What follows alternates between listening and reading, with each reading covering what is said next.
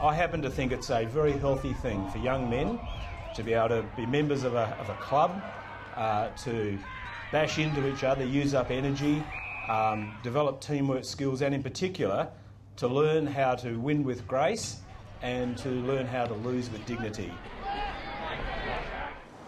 There you go. Good thing, Russell Clark. So, Russell, how are you? Very good to be here. John Ditchburn, our president. John, how are you? Good to be here.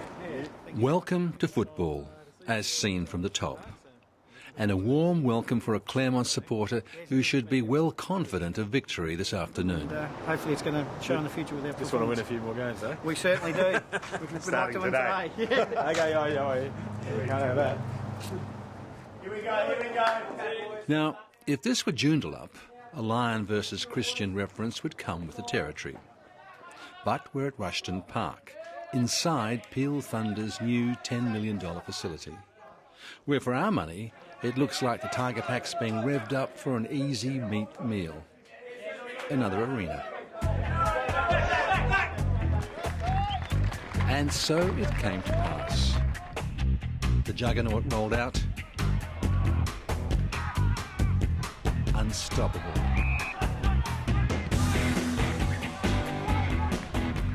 Greatly pleasing Colin Barnet. My observation, first of all, is that you'd be pretty happy with that scoreline right now, wouldn't you? It's a good one for Claremont, yeah. Just a good one, it's brilliant. But is it good for the game? Well, I think it's about a 3 or 4 goal win, so Peel have got a bit of a chance to come back, but Claremont clearly look like they're a more professional and stronger side at this stage, I've got to say, as a Claremont vice patron. Vice patron. When we were organising this interview, I was hoping I was going to speak to Colin Barnet, the Claremont tragic, but it's turned into a state visit here.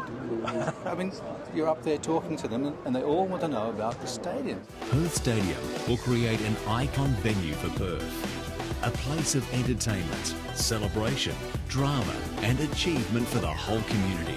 Well, there's a lot of interest. People ask about it, and yeah, I do want to convince people. I want people to be excited about it. This will be just a magnificent stadium. It'll be, because it's the newest, it'll be the best in Australia. So then today, am I talking to the politician out there selling, or am I talking to the football tragic? I'm a football tragic. And Claremont football tragic. Claremont football tragic, yeah. The passion for football and Claremont started early.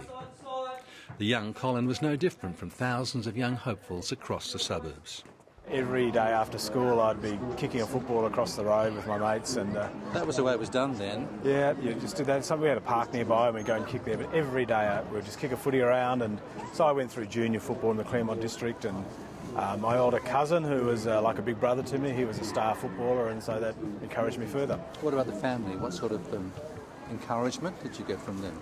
Oh yeah, Dad and Mum, they'd come and watch me play all the junior footy, and then when I sort of scratched around in Colts and reserves at Claremont, they'd always come along and watch. And that's being modest. You scratched around.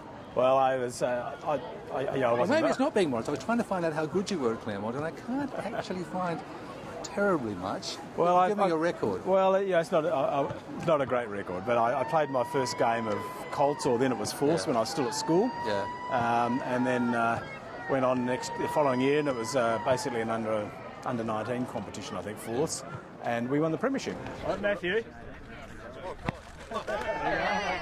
Somewhat ironically, I think my failure to make league, and I got probably as close as you could get, but I didn't quite get to play league, which was my ambition, probably made me more determined in my political career. Ambition, was it a regret that you didn't get there? I mean, that's still, you're never going to do it. You're never going to do league now, but I mean, is that something you feel? Probably, I think at one stage I didn't take full advantage of an opportunity I had, and I regretted that, and that just made me more and more determined to succeed in politics. So the Labor Party can thank your failure in Claremont for you now, can they? Well, it is true. It was a motivating factor that I always was disappointed, and I'm still disappointed that I didn't do better, but I had a great time at Claremont and great mates, and those 3 or 4 years I played in the Colts and Reserves were great years for me. That was then. The game's more professional now. Money matters. And therein lies the problem. Colin, welcome down to Peel for the first time to our new facilities. Which was rather graphically put to the Premier over lunch by Peel President John Ditchburn. The salary cap of our WAFL club is $217,000. That's over a squad of 50. One AFL assistant coach is on more than $217,000, so It just goes to our players train 3 times a week, play on Saturday and have a recovery on Sunday and do 5 days for something like $217,000 between the 50 of them. Well, I think that's why players maybe don't stay in there, and you know, the attraction may be career, maybe study, maybe just to travel. So players don't probably stay in the competition of WAFL level as long as they used to. And it's a different game. Do you worry for the WAFL now? No, I think it's found its place, and the quality and the standard of the game has picked up over the last few years. But it will always be this sort of second-tier competition. Now, for a tragic, Claremont tragic, you've been standing there, the second quarter start, you haven't even turned around once. Well, Claremont. Oh, you're watching it in reflection. Oh, well, Claremont, yeah, I can see it in the window. Claremont 9 goals in the first quarter, so I'm pretty comfortable there right for a while.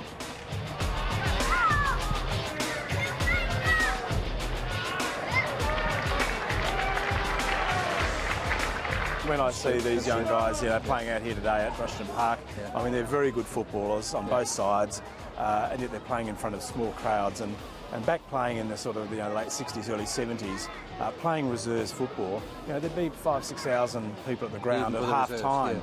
You know, and sometimes you're playing in front of very large crowds if it's a big league game on. So more atmosphere from the crowd in that sense. But these footballers they're better. These are great young players.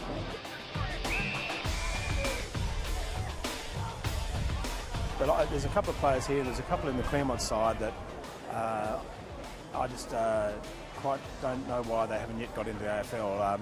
Young Richardson, I think he's one of the most skillful footballers in the competition. I've tried to convince Jeff Kennett and Hawthorn to have a look at him and didn't obviously succeed in that. He's the sort of player at an AFL level, roving across the half-forward line, would get 10 kicks and kick 3 goals for you every game. Maybe some of the emerging clubs at the AFL level, like the Gold Coast and Greater Western Sydney, instead of recruiting very young players... I hate to tell you, you just missed the goal over there. Gold Coast, but some of those emerging, the younger sides, they've gone for very young players, and that may be building the future, but they may have looked at the WAFL and maybe the South Australian competition, picked up players that had maybe played 60 or 70 games that were established footballers at a top level who would be able to get the 20 or 30 possessions a game. Rather than have these kids there still, you know, learning the craft. And there's a number of players, certainly in the Claremont side, that I still hope get their chance to play AFL because they've certainly got the skills. Yeah, they might need to be toughened up a little bit, but that'll come. Colin, you would obviously go to the big games, the Eagles and the Dockers, but which do you actually, in your heart, prefer? A good Claremont game or one of those big ones?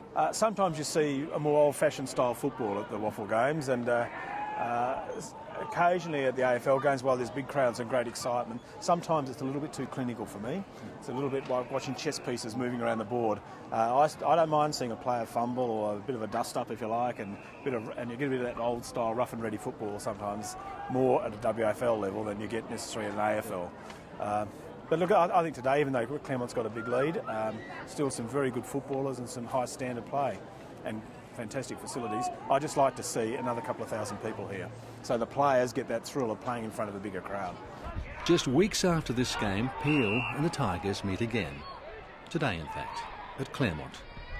We don't yet know the outcome, but we do know that the vice-patron has learned how to win with grace. So, how does he rate his hosts down Mandurah way? Peel, I think people are waiting to see Peel really make it. They're doing a great job as a club in building up junior sport in the area, and of course the population in the Mandurah area is growing very rapidly. So their day will come. They just need to string a few together. But not today. No, it's not going to happen today, I don't think, David. Thanks, mate. Okay, all the best.